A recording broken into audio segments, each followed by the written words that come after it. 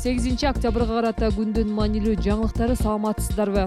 Бишкек мэриясы накталай төлөгөндөр үчүн жол киреени көтөрүүнү сунуштоодо. Бишкек мэриясы ченемдик укуктук актынын долбоорун иштеп чыгуу жөнүндө билдирүү жарыялады. Анда калкка электрондук төлөө системасын пайдаланууга дем берүү максатында накталай төлөгөндөр үчүн жол киреени көтөрүү сунушталып жатканы жазылган. Кала бийлиги ошондой эле бир билет менен белгилүү бир убакыттын ичинде бир нече жолу автобус которуп жүрүүгө мүмкүндүк берген тариф киргизүүнү пландап жатат. Мэриянын транспорт департаментинин башчысынын орун басары Бакытбек Сарымсаков Спутник Кыргызстан басылмасына накталай төлөгөндөр үчүн жол киреени 30-40 сомго чейин көтөрүү каралып жатканын билдирген. Буга чейин Бишкектин мэрия Айбек Жунушалиев коомдук транспортто жол кире төлөөнүн жаңы системасын киргизүүнү сунуштаган. Ага ылайык жүргүнчү белгилүү бир убакыттын ичинде бир нече жолу автобус которо турган болсо, жол киреени бир эле жолу төлөп калат. Былтыр декабрда Бишкек шаардык кеңешинин депутаттары коомдук транспортто жүрөөнүн жаңы тарифин бекитип, ал 2024-жылы январдын ортосуна күчүнө кирген. Ага ылайык накталай төлөгөн учурда автобустар менен троллейбустарда жүрөөнүн акысы 20 сомду, накталай эмес төлөгөндөр 17 сомду түзөт.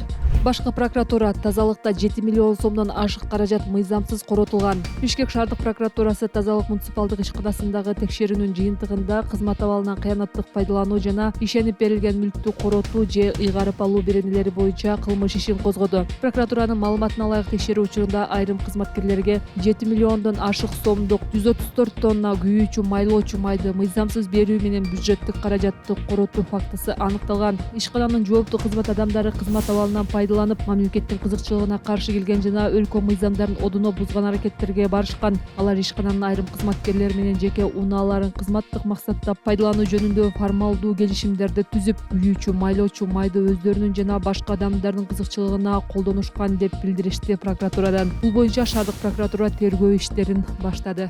Бекназаровдун жакындары президенттен аны үй камагына чыгарууну өтүндү. Абактагы саясатчы Азимбек Бекназаровдун туугандары президент Садыр Жапаровго кайрылып, аны үй камагына чыгарууну суранды. Ушул суракты үй камагында жүргөндө деле сурасаңар болмок да, себеби Азимбек эч жака качпайт. Кача тургандар качып талаалап жүрөт. Биз бул тууганыбызга ишенебиз. Биз кепилдик бере алабыз, үй камагына чыгарып коюңуздар дешти алар. Азимбек Бекназаров кылмыштуу кирешелерди адалдоого шектелип 12-сентябрда кармалган. Кийин 1-май райондук сотунун чечими менен 2-ноябрга чейин камакка алынган. УКМКнын маалыматы боюнча саясатчынын 2013-жылдагы апрель революциясы учурунда банк кутчаларынан жана өкмөт үйүнөн алынган акчаны урдоого жана коротууга тиешеси бар.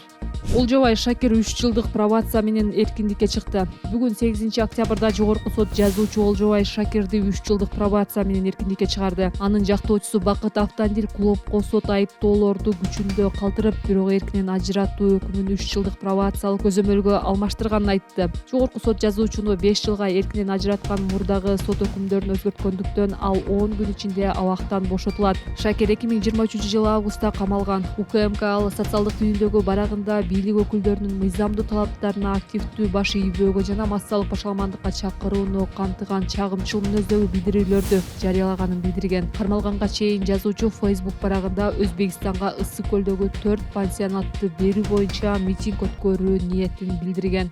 Тай бокс боюнча улуттук курама Азия чемпионатында 13 медаль жеңди. Армениянын Ереван шаарында 3-6 октябрь күндөрү өткөн Азия чемпионатында тай бокс боюнча кыргыз курамасы 11 алтын, 2 күмүш утту. Алтын медальды Диана Зайнитдинова, Алия Салыева, Илана Шикшабекова, Аделия Асылбек кызы, Махабат Орозбекова, Рамис Маславец, Альберт Бактыбеков, Эльзаман Замирбеков, Ихтияр Каныметов, Султан Амангелдиев жана Дмитрий Луговой жеңди. Ал эми күмүш медальга Ильяс Абдуллин менен Ахмет Ашурбеков татыды. Тай бокс курамасында мелдешке машыктыруучулар Сыргак Айталиев, Дилшат Даутов, Александр Канененко жана спорттун олимпиадалык эмес түрлөрү боюнча дирекциясынын усулчусу Адилет Табалдиев жетектеп барды. Тай бокс же Муай Тай Таиланддын бокс өнөрү. Ал өзүнүн уникалдуу техникасы менен белгилүү. Ал кол, чыканак, тизе жана бут менен сокку урууну камтыйт.